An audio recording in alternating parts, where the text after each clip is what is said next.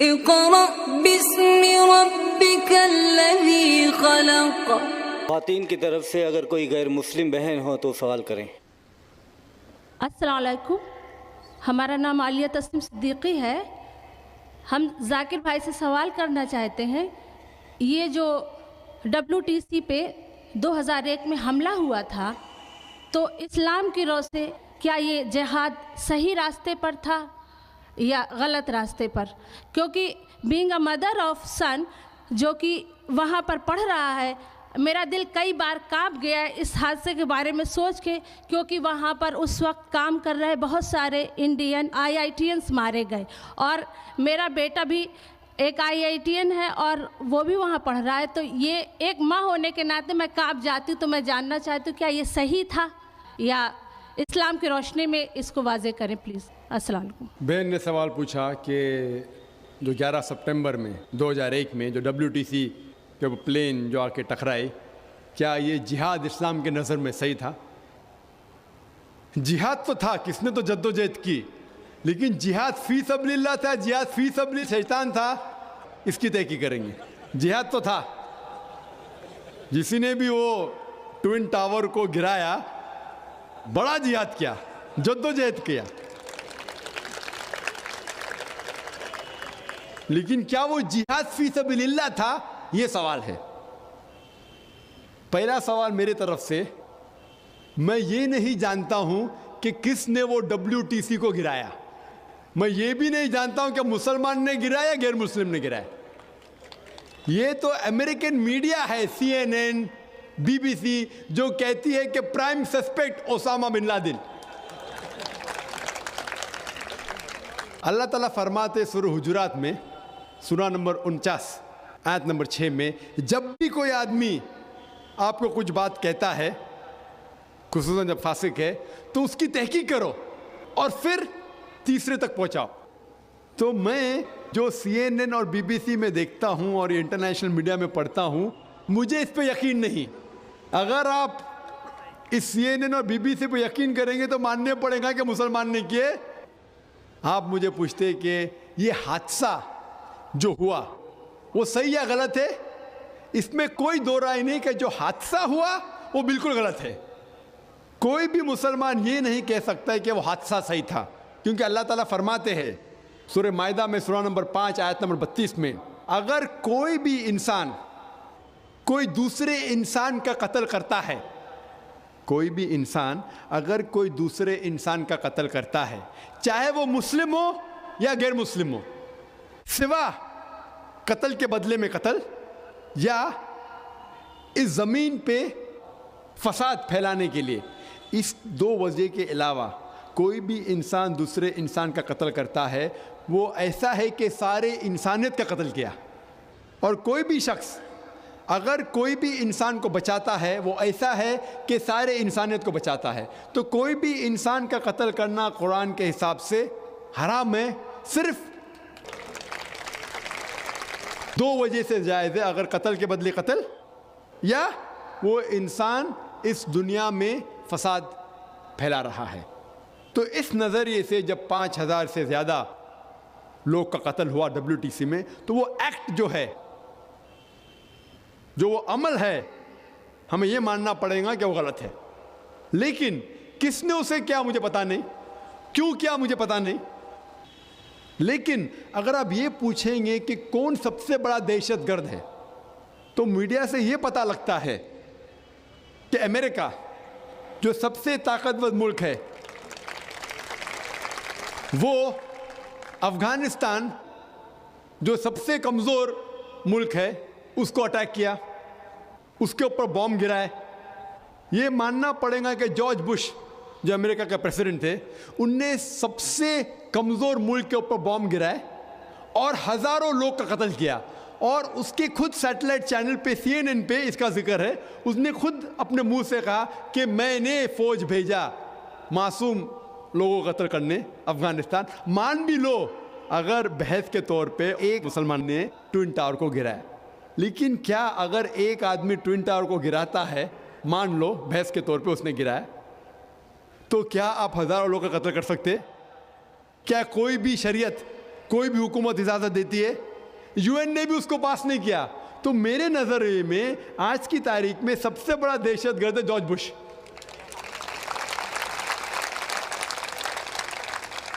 ہم دیکھتے ہیں کہ عراق کے اندر اس نے کہا کہ weapons of mass destruction, weapons of mass destruction. میں صدام کا دوست نہیں ہوں، ہم جانتے ہیں کہ صدام اچھا مسلمان نہیں ہے، لیکن جو جارج بش نے عراق پہ حملہ کیا، بوم گرائے، ہزاروں لوگ کا قتل کیا، ہمیں ماننا پڑے گا بالکل غلط ہے. اس کے ثبوت کی ضرورت ہے، خود ہی فوج بھیجی، ایروپلین بھیجے. تو اس سے ظاہر ہوتا ہے کہ ایسے ثبوت ملنے کے بعد کوئی دو رائے نہیں کہ آج کی تاریخ میں جو سب سے بڑا دہشت گرد ہے وہ جارج بش.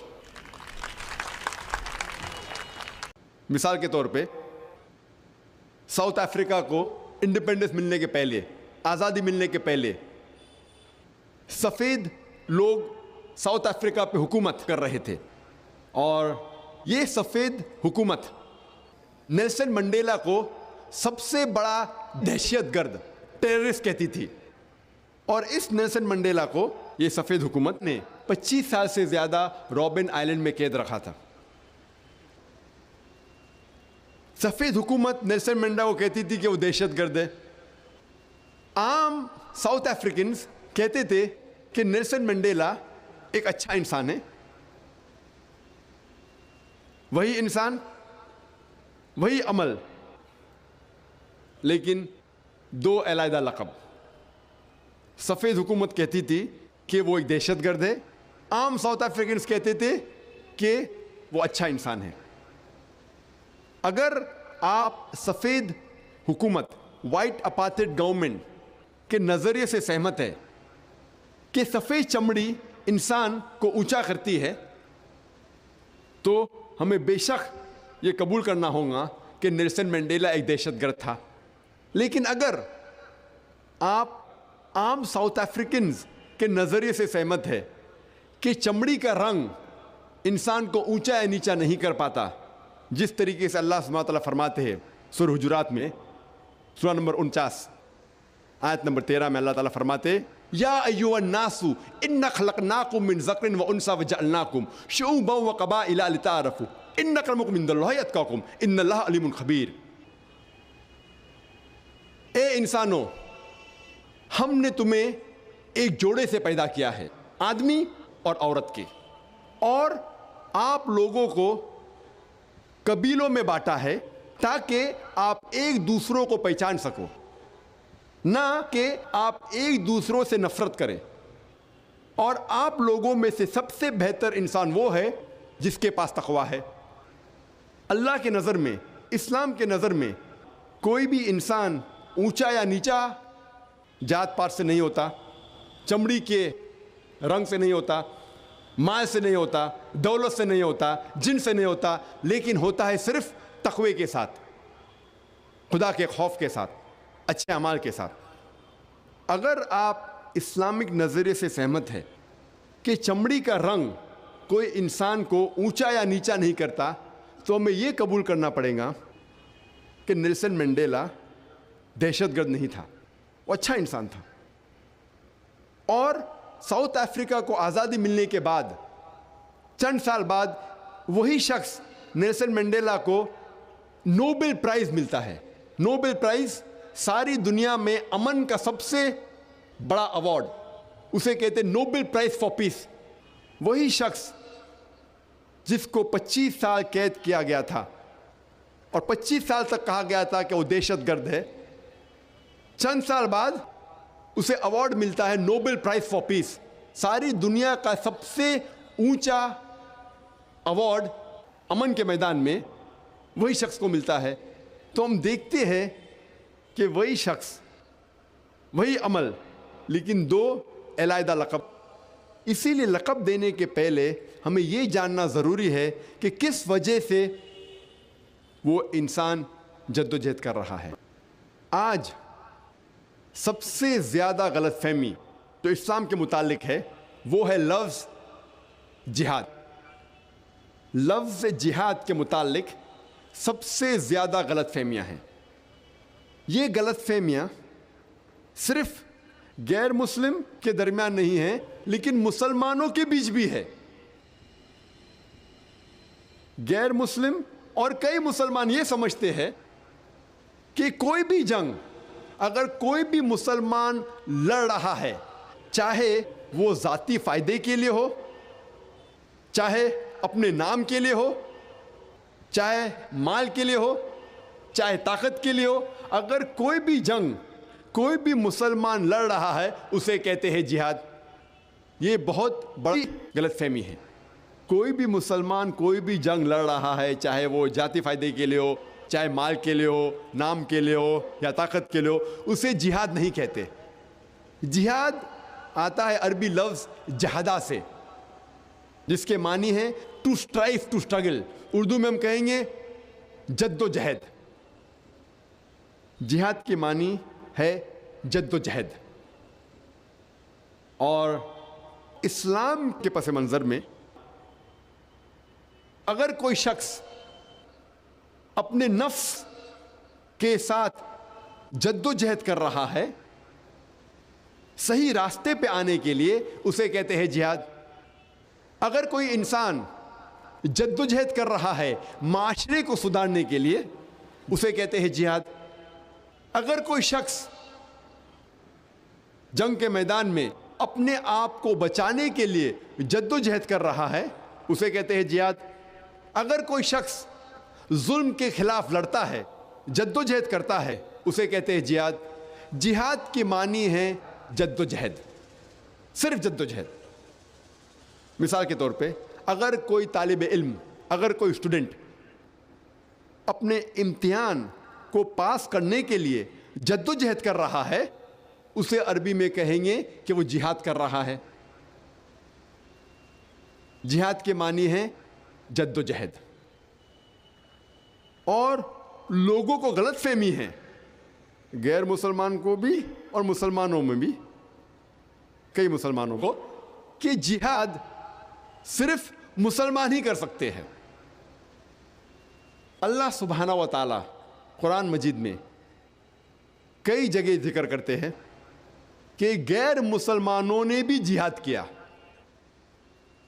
اللہ تعالیٰ فرماتے ہیں سورہ لقمان میں، سورہ نمبر 31 آیت نمبر 14، اللہ تعالیٰ فرماتے اے انسانوں، ہم نے تم پہ فرض کیا ہے کہ آپ اپنے والدین کی خدمت کرو، اور آپ کی والدہ نے آپ کو تکلیف کے ساتھ پیٹ میں رکھا اور تکلیف کے ساتھ جنم دیا اور دودھ پلایا.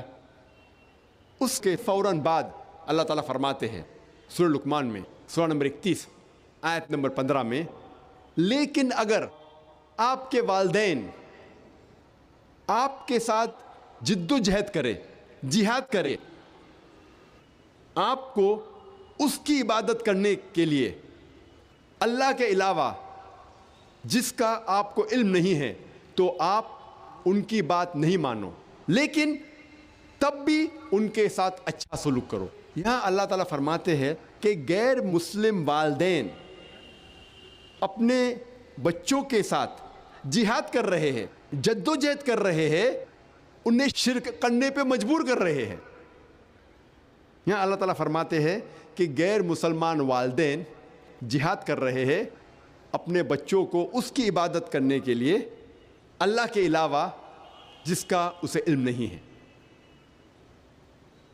یہی چیز اللہ تعالیٰ دہراتے ہیں سورہ عنکبوت میں سورہ نمبر 29 آیت نمبر 8 میں کہ اللہ سبحانہ و تعالیٰ نے سارے انسانوں پر فرض کرایا ہے کہ وہ اپنے والدین کی اچھی دیکھ بھال کرے، اچھا برتاؤ کرے. لیکن اگر ان کے والدین جہاد کرے، جد و جہد کرے اپنے بچوں کے ساتھ اس کی عبادت کرنے کے لیے اللہ سبحانہ و تعالیٰ کے علاوہ جس کا انہیں علم نہیں ہے، تب آپ ان کی بات نہیں مانو، لیکن تب بھی ان کے ساتھ اچھا سلوک کرو. یہاں بھی اللہ سبحانہ و تعالیٰ فرماتے ہیں کہ غیر مسلم والدین اپنے بچوں کے ساتھ جہاد کر رہے ہیں، شرک کرنے پہ مجبور کر رہے ہیں، تب آپ ان کی بات نہیں مانو، لیکن پھر بھی ان کے ساتھ اچھا سلوک کرو. تو ان آیتوں سے ہمیں یہ پتہ لگتا ہے کہ جہاد غیر مسلم بھی کر سکتے ہیں۔ اللہ تعالیٰ فرماتے سورہ النساء میں سورہ نمبر 4 آیت نمبر 76، اللہ تعالیٰ کہتے ہیں کہ مومن وہ انسان ہے جو اللہ کے راہ میں حق کے لیے جد و جہد کرتا ہے، اور وہ انسان جو حق کے خلاف ہے وہ لوگ جد و جہد غلط راستے پہ کرتے ہیں، شیطان کے راہ میں کرتے ہیں۔ اللہ تعالیٰ فرماتے ہیں کہ مومن اور مسلمان جہاد فی سبیل اللہ کرتے ہیں، اور جو حق کے خلاف ہے وہ کرتے ہیں جہاد فی سبیل شیطان، یعنی جد و جہد کر رہے ہیں شیطان کے راہ میں۔ تو جہاد کے کئی قسمیں ہیں، لیکن عام طور پہ جب بھی یہ لفظ جہاد کا استعمال ہوتا ہے، یہ عام طور پہ مانا جاتا ہے کہ یہ جہاد فی سبیل اللہ ہے، جہاد اللہ کے راہ میں ہے۔ اگر خصوصاً کوئی چیز کا ذکر ہے اللہ کے خلاف تو پتہ لگتا ہے کہ اللہ کے راہ میں جہاد نہیں ہے، لیکن عام طور پہ جب بھی یہ لفظ جہاد کا استعمال ہوتا ہے اسلام کے پس منظر میں، اس کے معنی ہے جہاد فی سبیل اللہ، جد و جہد کرنا اللہ کے راہ میں۔ اور غیر مسلم اکثر جہاد کا ترجمہ انگریزی میں کرتے ہیں ہولی وار، پاک جنگ، جنگ مقدس۔ یہ لفظ ہولی وار سب سے پہلے استعمال کیا گیا تھا کروسیڈرز کو ڈسکرائب کرنے کے لیے۔ جب عیسائی سینکڑوں سال پہلے طاقت کے بل پر اپنا دین پھیلا رہے تھے تو اسے کہتے تھے ہولی وار۔ افسوس کی بات ہے کہ وہی لقب آج مسلمانوں کے لیے استعمال ہوتا ہے، اور افسوس کی بات ہے کہ کئی مسلم علماء انورٹڈ کامرز میں جو اپنے آپ کو عالم کہتے ہیں وہ بھی انگریزی میں جہاد کا ترجمہ کرتے ہولی وار۔ جہاد کے معنی ہولی وار ہے ہی نہیں۔ ہولی وار کا ترجمہ عربی میں ہوتا ہے حرب مقدسہ، اور اگر آپ قرآن مجید پڑھیں گے، قرآن مجید یا کوئی بھی صحیح حدیث میں یہ عربی لفظ حرب مقدسہ موجود ہی نہیں ہے۔ اسی لیے جہاد کے معنی حرب مقدسہ یا ہولی وار یا پاک جنگ نہیں ہے۔ جہاد کی معنی ہے جد و جہد، اور لوگ یہ سمجھتے ہیں کہ جہاد کی معنی ہے قتل کرنا، قتل کرنا کی معنی ہے قتال، اور ایک ٹائپ کا جہاد قتال بھی ہے، لیکن سب سے بہترین جہاد ہے اپنے غلط نفس کے ساتھ جہاد کرنا اللہ کے راہ میں، وہ سب سے بڑا جہاد ہے۔ اور ایک ٹائپ کا جہاد، وہ جہاد ہے قتال، اور جب آپ قتال کر رہے حق کی راہ میں تبھی کہہ سکتے ہیں وہ قتال فی سبیل اللہ ہے۔ اور جب ہم قرآن مجید پڑھتے ہیں اور حدیث پڑھتے ہیں تب ہمیں جہاد کی صحیح معنی معلوم پڑتی ہے۔ اللہ تعالیٰ قرآن مجید میں فرماتے ہیں سورہ حج میں سورہ نمبر 22 آیت نمبر 78 میں اللہ تعالیٰ فرماتے ہیں کہ جہاد کرو جس طریقے سے آپ کو جہاد کرنا چاہیے، ڈسپلن کے ساتھ اور صحیح طریقے سے، اور اللہ سبحانہ و تعالیٰ نے آپ کو چنا ہے اور آپ کے لیے دین میں مشکلات نہیں ڈالی۔